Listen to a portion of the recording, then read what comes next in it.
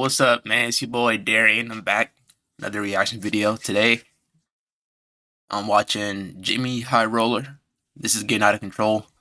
The main reason I clicked this video is really because Jason Tatum was in Jason Tatum was in the thumbnail and he was like laying down and shit. So I want to see what he was talking about. Well, what's getting out of control, Mr. Jimmy? If you guys don't know, JxmyHighRoller is one of the GOATs of basketball YouTube. He's been here for years and years. But I trust him as a reliable source. So yeah, let me see what he's talking about in this video. Let's see if he's speaking facts. Question. What do Kevin Durant, LeBron James, Anthony Davis, LaMelo Ball, Luka Doncic, Cade Cunningham, Tyrese Halliburton, Anthony Edwards, Karl Anthony Towns, Zion Williamson, and these 78 other players have in common? What do they all have in common? They all play in the NBA? I'll give you a second to think about it. There's a lot of guys here, different teams and situations. It's injuries. All 88 of these players. You know what? It's funny is, first thing that popped into my head was they all get injured all the time. Players are either out or day-to-day due to injuries. NBA players just can't stay healthy. And no longer is it just the notoriously injury-prone players being sidelined. Hey, that injury right there is a fluke. He's saving himself for the playoffs. You think he's slick? It seems like no one can avoid both small and severe injuries. And the weirdest part is that no one can figure out why. Ugh. These clips, man. I hate Today's video is brought to you by SeatGeek. With the Hey, I respect you, Jimmy, but we're skipping this. W ad though, W ad. Alright. The 2002-2003 NBA season, Michael Jordan played in his last NBA game. And at 40 years old, Michael managed to play all 82 regular season games that year. He was still an all-star his last season? That's crazy. I didn't even know that. All that. Looking back, this seems like an extraordinary feat for an aging legend. But 20 years ago, it was fairly standard to play every single game. In fact, that same season, Kevin Garnett didn't miss a single game. Kobe Bryant didn't miss a game. Steve Nash didn't. You know what? I think the real problem is, back then, like, it was more of a respect thing if you play all 82. Like, now, if you don't play all 82, no one cares. But back then, if you didn't play all 82, like, they would be calling you soft and all this type of stuff. And then, like, dudes be playing through injury. Well, like, they used to play through more injuries, I feel like. Like, you remember how Kobe... No, I'm gonna just let the video go. Neither did Allen Iverson or Stephon Marbury. Even the 7'6" Yao Ming played all 82 games that season. Fast forward 20 years, and in a league where injuries and load management have ran rampant, there is only one all-star level player who hasn't missed a single game all season. Julius But Randle. this is just the shittiest all-star of them all. Julius Randle. Sorry, no, I'm just kidding. Who's the most shittiest person on this list? It probably is Julius Randle. Nah, it's Siakam. He's not better than Siakam. I mean, Julius Randle is better than Siakam. I'll say he's better than Markkinen. That's about it. That's about it out of these. That's about it, honestly. I don't think I would take anybody else on this list over here. Maybe besides Siakam and Markkinen. just the tip of the injury-riddled iceberg, because this season there are only 12 players who haven't missed a single game. Hey, shout out Derek White as the all NBA team. He deserves all NBA team, man. Derek White. Who's it? Javon Carter. That Damian Lee. Like, it's the most ugly niggas that played all 82. Kenyon Martin.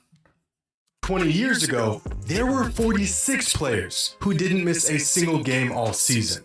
What's going on here? Why can't NBA players stay on the court? What's going on, Jimmy? With advancements in training, nutrition, recovery, the amount of money these players are spending on their bodies, the world-class facilities and staff to keep them in impeccable condition, how are these players incapable of staying healthy? Good question, Well, Jimmy. We have some theories, but I'm not sure if anyone has an answer. There are currently 88 players throughout the NBA listed as out or day-to-day due to injuries. Right, you know what's crazy is that the injuries this year really have been pretty bad. Like, injuries have ruined a lot of the NBA storylines recently too. Like, it ruined what it ruined? Lakers Clippers. That storyline a lot of times.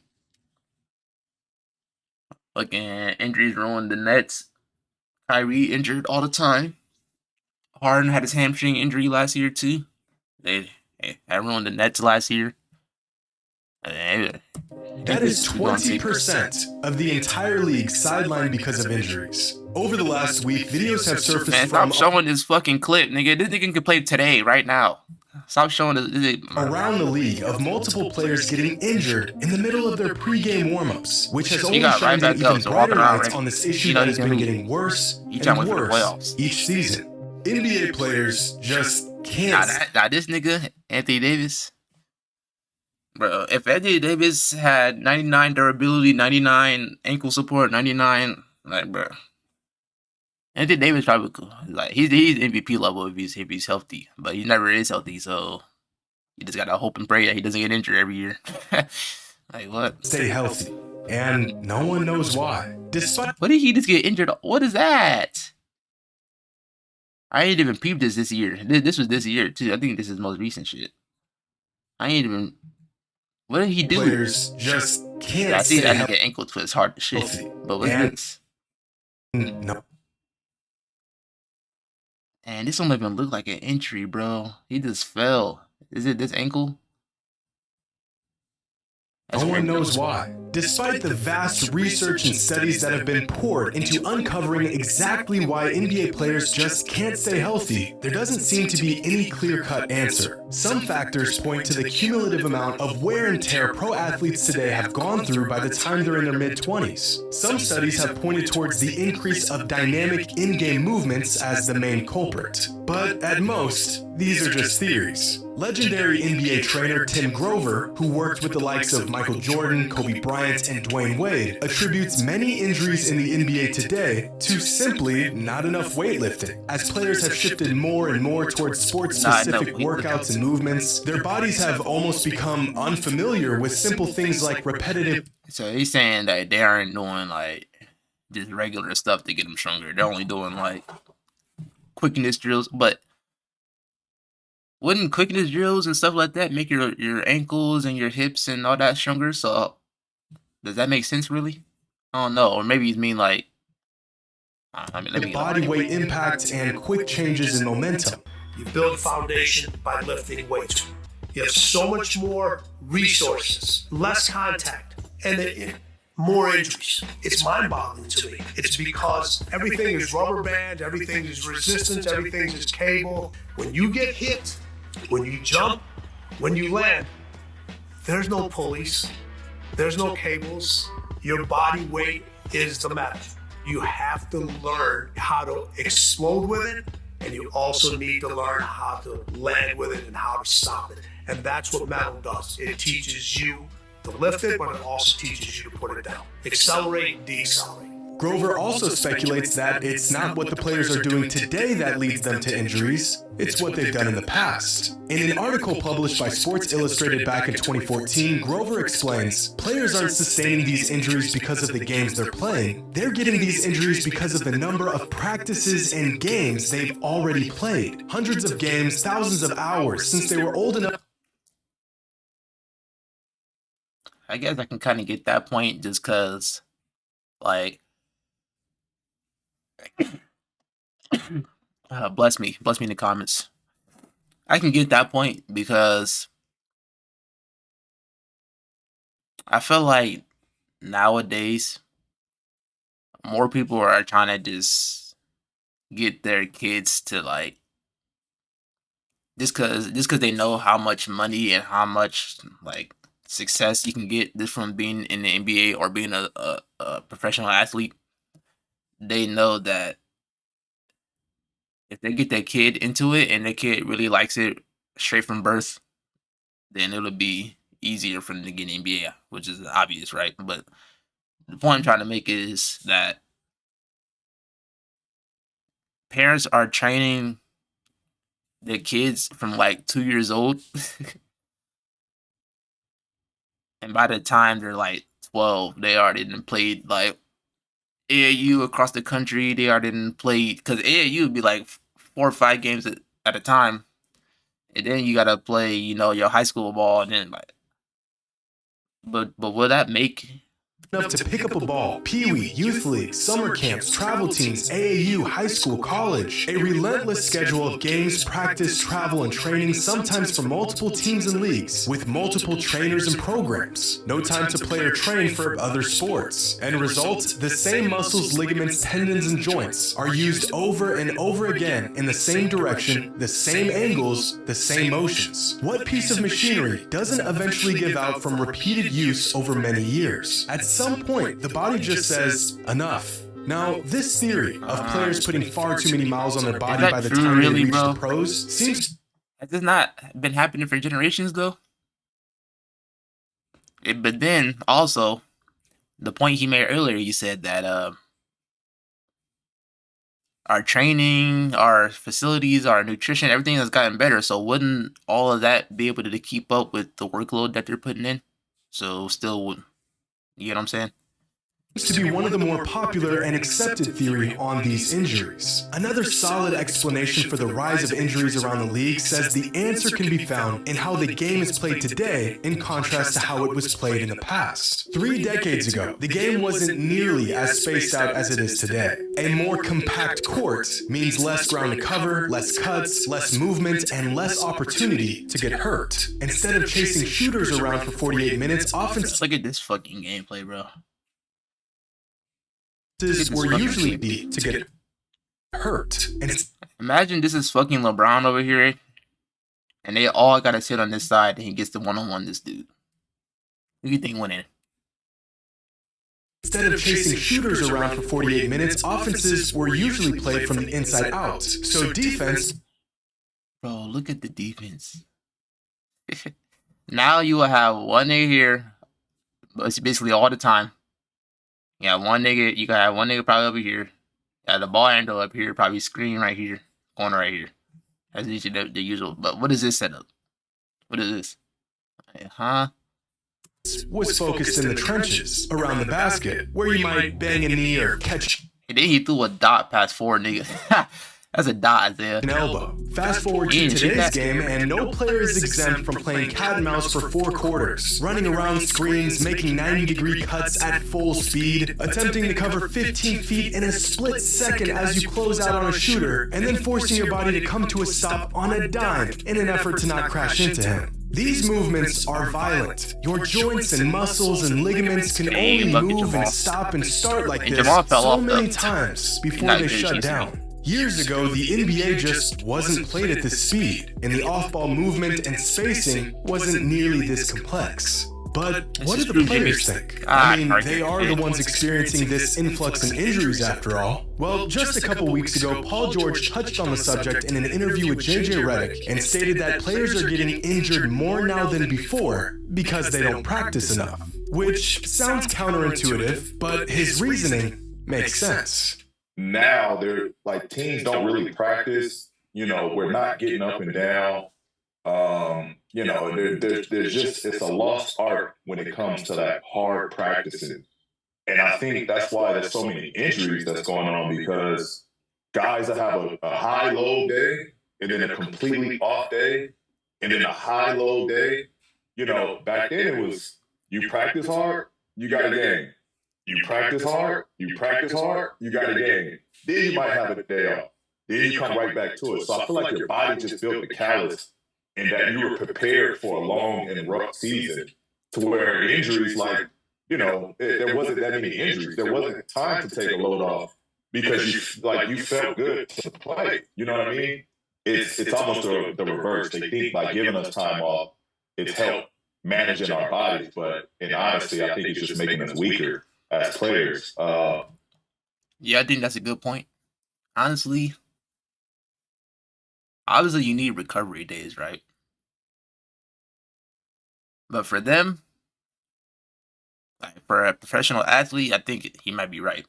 Just because they have to play a game. Like, I think an average NBA team plays about probably like 4 games a week, probably. And maybe have like a back to back and then like a day off, and then like, you know what I'm saying? But if you're playing 4 games a week, right? You get 3 days off. I mean, it's not really all. I don't really know, man. Honestly, I honestly don't fucking know. Without putting that load and strain to our bodies. And Paul George might be correct, but And you know what's funny is Paul George just got injured. Like, he literally just got injured like a few days ago. the increase of players who simply cannot stay on the court is a steady trend that's been going on for decades now. Back in 2000, Dr. Chad Starkey of Northeastern University conducted a study on the rate of injuries throughout the NBA, dating from 1989 to 1997. His study found that in that 10-year span, there was a 12.4% increase in game-related injuries around the league. And this problem is only getting worse each season. Not too long ago, if a player was consistently missing 10 games or more in a season, they were considered injury-prone. They were unreliable. Now playing 70 games or less in a season is considered the norm. In fact, if a high-caliber player isn't missing double-digit games in a season, most people think he's going to be burned out before the playoffs even begin. Bro, I hate that take, bro. I hate that take. So on Twitter, they were talking about how Jason Tatum plays like, I think he plays like the most minutes or close to the most or something like that. And he has been playing the most for about a few years now. And they're saying he's going to be burnt out and this and that. I'm like, no, bro. Bro. No. This man is 24. This man loves basketball, bro. He's not going to be burnt out, bro. I probably, like, of course he's going to be tired. Like, tired and burnt out are 2 different things, bro. You can be tired and still play, bro. Again, just look at this year's All-Stars and how many games they've missed so far this season. There are currently 18 All-Stars who... This man has missed 5 games this season. He missed like 1 game because like it was like Deuce's birthday or something, and I saw people crying about that. Like, are you serious? Like 5 games is less. Like I don't really care, honestly. I don't like 5 games. But this man Zion has been injured his whole career, missed half the season. I don't think Zion has ever played more than 50 games. And that's really crazy. Because he's supposed to be a GOAT. I'm chatting. Who have already missed double-digit games this season. Which may not sound like much, but 20 years ago, out of the entire NBA All-Star roster, only 3 players missed double-digit games throughout the entire season. This is absurd. And right about now, some of you may be thinking, well, a lot of those games were missed due to load management. But the whole purpose of load management is to reduce the risk of injury. So if not for load management, there's a good chance that these numbers could be even higher. But despite this, the NBA has moved mountains to try and preserve their players' health. The league has reduced the number of back-to-back games, they've trimmed down the travel times, they've adjusted multiple defensive rules to help protect their players from getting hurt, and they've practically turned a blind eye to load management taking place around the league. Combine... Is it Kawhi is a fucking finesse. He's a finesse.